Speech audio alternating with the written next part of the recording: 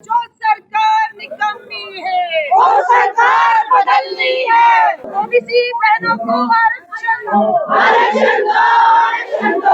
महिला विरोधी भाजपा मुर्दाबाद, मुर्दाबाद, मुर्दाबाद। ये ओबीसी महिला विरोधी सरकार है और हम कहते हैं इस आरक्षण में ओबीसी बहनों को भी आप उनकी संख्या के अनुसार अनुपात में आरक्षण दे दीजिए। हमारी मांगे बस ये है।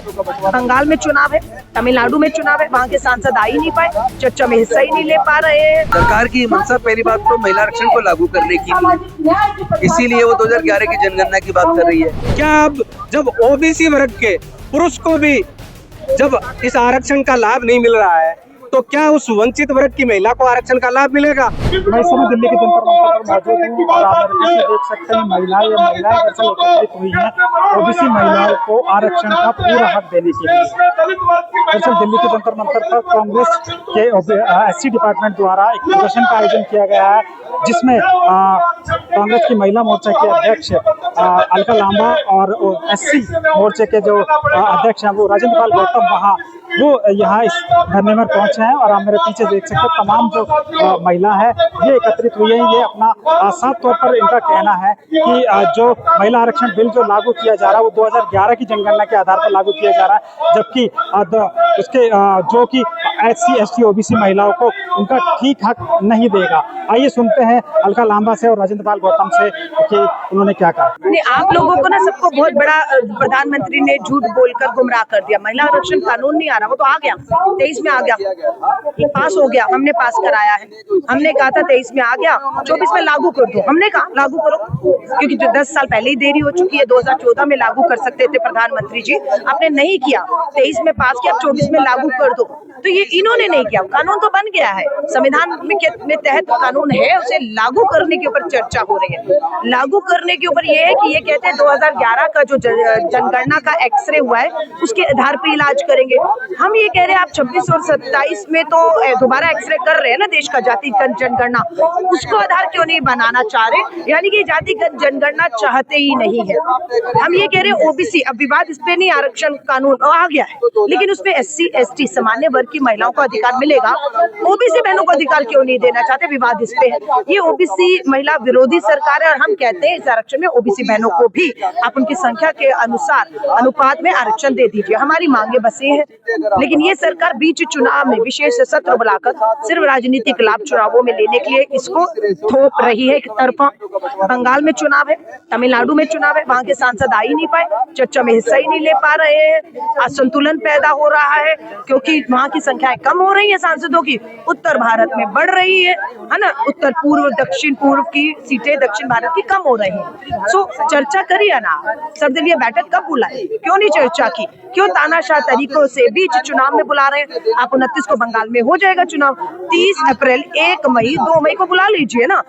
आज बुलाएं कल बुलाएं, लागू तो 29 में ही होना है ना, देरी किस बात की? या तो आप बता दीजिए कि 29 से पहले आप लागू करना चाहते हैं, बताइए, हम आपका समर्थन करते हैं। बता दीजिए कि 29 में जो है देर हो जाएगी, हम अभी उत्तर प्रदेश, उत्तराखंड, गोवा और पंजाब में विधानसभा चुनाव में लागू करना चाहते हैं। हम तो कहते हैं करिए करिए। हमने 1992 में पंचायती राज में हम लेकर आए थे आरक्षण, 92 में लाए, 93 में हमने लागू कर दिया। 15 लाख बहनें आज आरक्षण के तहत एससी एसटी ओबीसी को भी अधिकार दिया हुआ है, हमने दिया। आज आप जो है ओबीसी को वंचित रखना चाहते हैं और आप तो 34 में करा रहे थे, ये तो हम 29 में लेकर आए यहाँ आपको। क्यों आप लोग धरने पर बैठे जबकि सरकार का बिल लेकर? देखिए, हम धरने पर इसलिए बैठे हैं कि 2023 में जब ये बिल पास हुआ था तब सोनिया गांधी जी की सदन के बीच स्पीच है, हमने इस बिल का समर्थन किया था और बहुत ताकतवर तरीके से समर्थन किया था। और उस वक्त हमारी नेता ने कहा था कि इसको आप तुरंत लागू करें, लेकिन बीजेपी की सरकार ने कहा कि 2024 के लोकसभा चुनाव में नहीं करेंगे, 2029 के लोकसभा चुनाव में लागू करेंगे, क्योंकि 2026 और 27 में जनगणना कंप्लीट हो जाएगी, जनगणना के डाटा आएगा और जनगणना के हिसाब से जो डाटा आएगा तो उसके हिसाब से लागू करेंगे। लेकिन आज बीजेपी की सरकार जनगणना का इंतजार किए बिना 2011 की जनगणना के हिसाब से लागू करना चाहती है, जिससे बहुत भारी नुकसान खासतौर पर एससी एसटी ओबीसी का तो इसमें अभी जिक्र ही नहीं है। तो हमारी दो मांग है। एक तो ये कि इसमें ओबीसी की महिलाओं को भी, SC ST महिलाओं के साथ साथ ओबीसी की महिलाओं को भी हिस्सेदारी भागीदारी मिलनी चाहिए सीटों में। उनकी 33% आरक्षण में उनका परसेंटेज उनकी जनसंख्या के हिसाब से मिलना चाहिए। और दूसरा हमारा ये कहना है कि जो डाटा जाति की जनगणना से आएगा उसके बाद उसी आधार पर डिलिमिटेशन करके आप करें। तो उसमें अगर ये आज 2011 के हिसाब से करते हैं तो कम से कम 30 से 35 सीटें SC ST की कम हो जाएंगी। और अगर लेटेस्ट जब आएगी जनगणना के डाटा उसमें पॉपुलेशन जो बढ़ा है SC ST का उसी हिसाब से बड़ी हुई सीट आएगी। लेकिन ये बीजेपी चालाकी कर रही है आज। और दूसरा एक और हमारा मुद्दा है कि ये जो जब सीटी का डिलिमिटेशन हो, सीटों का बंटवारा हो, तो जिस रेशियो में आज की डेट में है वही रेशियो में बाद में होना चाहिए। अन्यथा जिन साउथ के स्टेट ने, नॉर्थ ईस्ट के स्टेट ने एजुकेशन पे, जनसंख्या नियंत्रण पे काम किया, उनकी जनसंख्या कम हुई है तो वो तो बहुत ही पीछे छूट जाएंगे, उनके साथ तो अन्याय हो जाएगा। तो ये अन्याय साउथ इंडिया के स्टेट के साथ, नॉर्थ ईस्ट के स्टेट के साथ अन्याय नहीं होना चाहिए, ये हमारी मांग है। और जो जाति की जनगणना के डाटा आएगा 2026-27 में आएगा, उसके हिसाब से डिलिमिटेशन करके ये आरक्षण महिला का 33% लागू किया जाना चाहिए और उसमें SC ST OBC महिलाओं को जनसंख्या के हिसाब से हिस्सेदारी मिलनी चाहिए। क्या लगता है सरकार की क्या मंशा है? सरकार की मंशा पहली बात तो महिला आरक्षण को लागू करने की, इसीलिए वो 2011 की जनगणना की बात कर रही है। जब 2023 में आपने किया तब तो हमने कहा था तुरंत लागू करो, तो उन्होंने कहा नहीं पहले जाति की जनगणना होने दो और जो डाटा आएगा उसके हिसाब से करेंगे। तो आज ये पीछे क्यों हट रही है बीजेपी? क्योंकि ये जानती है जब डाटा आएगा, डाटा के हिसाब से SC ST की पॉपुलेशन, OBC की पॉपुलेशन बढ़ चुकी है, उस हिसाब से सीटें भी उनकी ज्यादा होंगी। तो ये छल एक तरीके से SC ST OBC के साथ करना चाहते हैं और विशेष रूप से साउदर्न स्टेट और नॉर्थ ईस्ट के स्टेट, उनके साथ भी हमें लगता है कि बीजेपी की सरकार धोखा करने वाली है। सरकार पार्लियामेंट में महिला आरक्षण बिल लेकर आ रही है, लेकिन आप लोग यहाँ जंतर मंतर पर धरने पर बैठे। देखिए, हम महिला आरक्षण बिल का स्वागत करते हैं और हम तो शुरू से इसके जो महिला आरक्षण जो लागू होना था, हम शुरू से इसके पक्षधर थे। जब 2023 में सितंबर 2023 में जब लेके आई थी ये सरकार, तब हम चाह रहे थे कि लागू करें आरक्षण, महिला बिल को लागू करें। लेकिन ये कैसा महिला आरक्षण जो हमारी SC ST OBC महिलाओं की इसमें भागीदारी नहीं है। हम क्या चाह रहे हैं? हम यही तो चाह रहे हैं कि महिला आरक्षण लागू किया तो सामाजिक न्याय के तहत SC ST OBC महिलाओं की तो भागीदारी होनी चाहिए, उनमें उनकी हिस्सेदारी तो होनी चाहिए ना।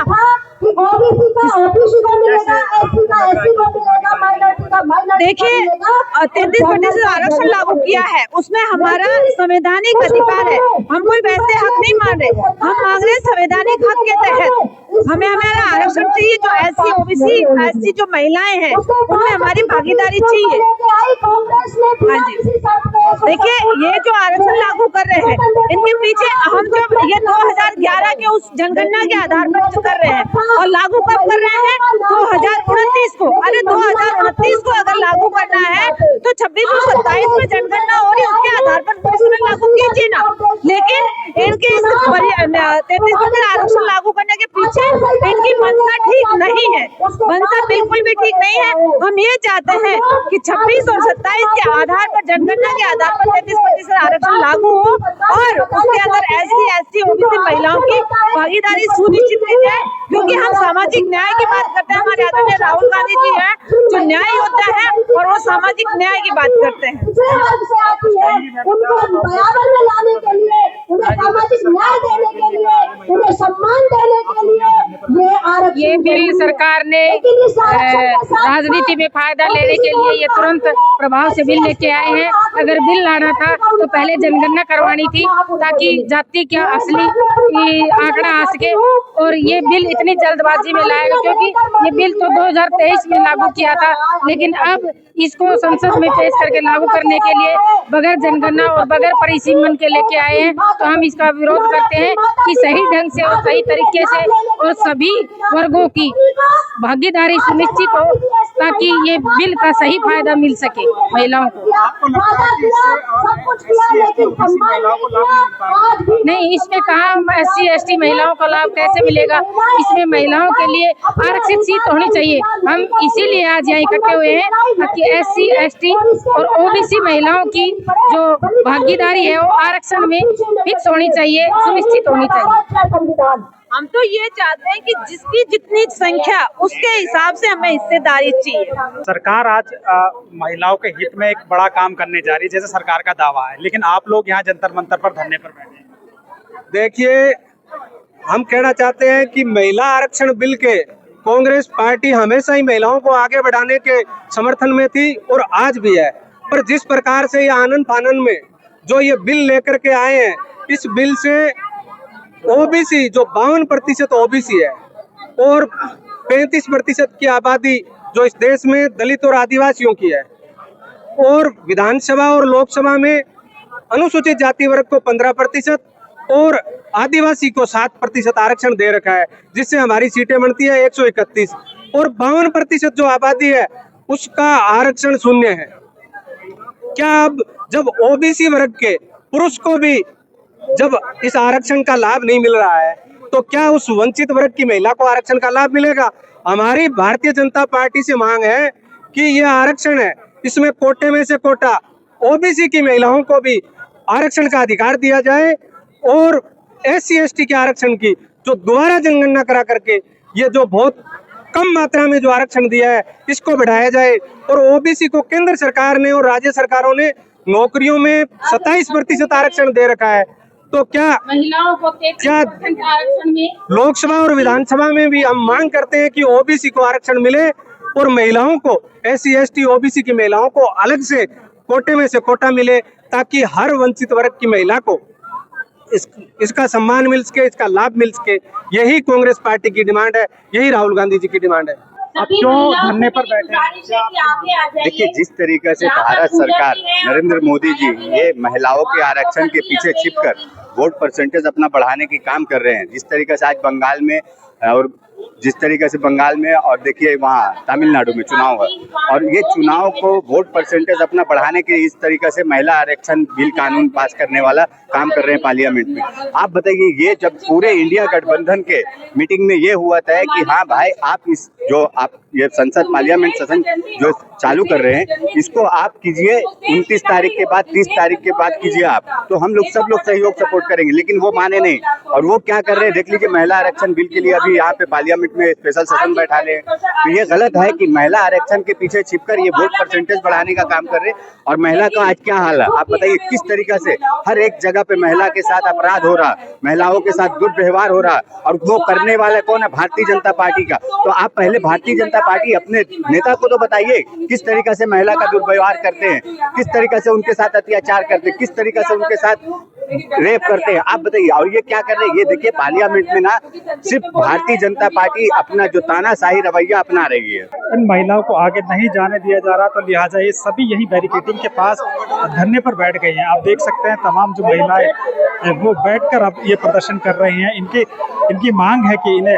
पार्लियामेंट तक जाने दिया जाए। ये आप अलका लांबा को देख सकते हैं, महिला मोर्चा की जो कांग्रेस के महिला मोर्चा की राष्ट्रीय अध्यक्ष है।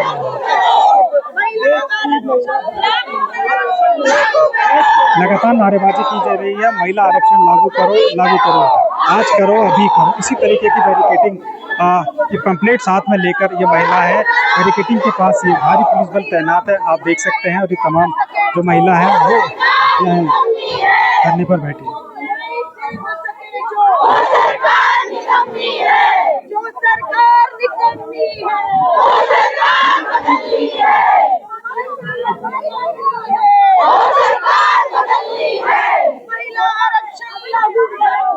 लगातार नारेबाजी की जा रही है महिला आरक्षण को लेकर।